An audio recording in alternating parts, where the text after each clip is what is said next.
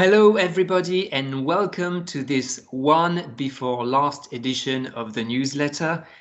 Pourquoi je parle anglais cette semaine? Tout simplement parce qu'on a choisi de vous proposer un focus thématique sur l'impact du Covid sur les relations internationales. Louis, pourquoi est-ce qu'on a choisi cette thématique internationale cette semaine?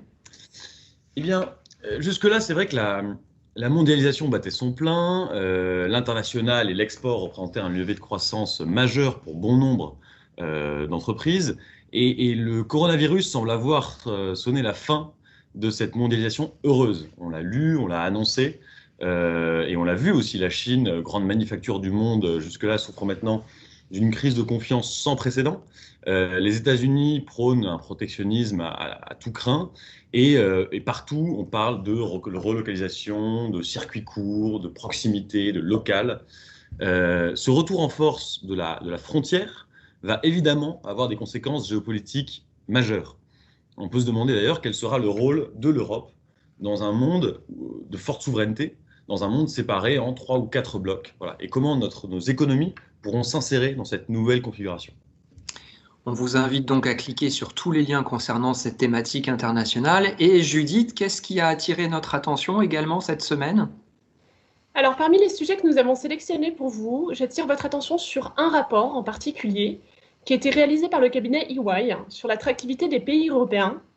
Bonne nouvelle pour la France, elle est donc classée au numéro 1 de ce rapport devant le Royaume-Uni ou même l'Allemagne. Donc on peut espérer pour les prochains mois, c'est un peu un signe d'espoir avec de nombreux projets d'investissement étrangers, favorisés certainement par le Brexit et les réformes. Autre aspect intéressant, autre rapport, qui montre que les entreprises françaises continuent d'exporter. Donc ça, vous le découvrirez également dans notre newsletter. Sur les autres tendances que nous avons pu remarquer et que nous avons souhaité partager avec vous, il y en a une particulièrement intéressante qui concerne aussi l'élan de solidarité qui s'est développé en France pendant le confinement et qui estime que, voilà, avec un pourcentage important des Français, on arrive à presque 68% des Français qui estiment que la France est aujourd'hui un pays solidaire. Alors, vous verrez également dans la newsletter de cette semaine qu'on s'est intéressé à l'impact du contexte actuel sur les annonceurs, le marché publicitaire et les médias. Nous avons regardé quels sont ceux qui ont modifié leur stratégie de communication durant le confinement. Et ça, plusieurs spécialistes dans cette newsletter reviendront sur ce sujet.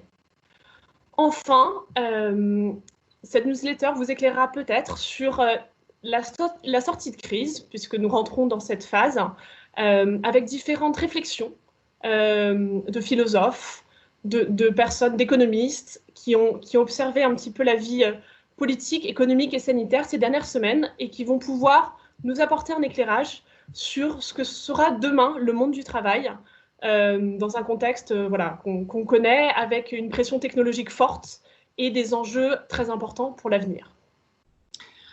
Je vous invite à regarder, comme d'habitude, les 2 dernières catégories avec une vidéo magnifique de Paris en confinement et puis la statistique de la semaine.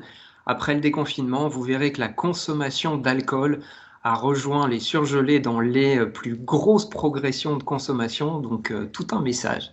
On vous souhaite une très bonne lecture de la newsletter et on vous donne rendez-vous donc la semaine prochaine pour la toute dernière édition de Avec vous, puisque comme je vous le disais en introduction, c'était l'avant-dernière édition de cette newsletter. Bonne lecture et à la semaine prochaine.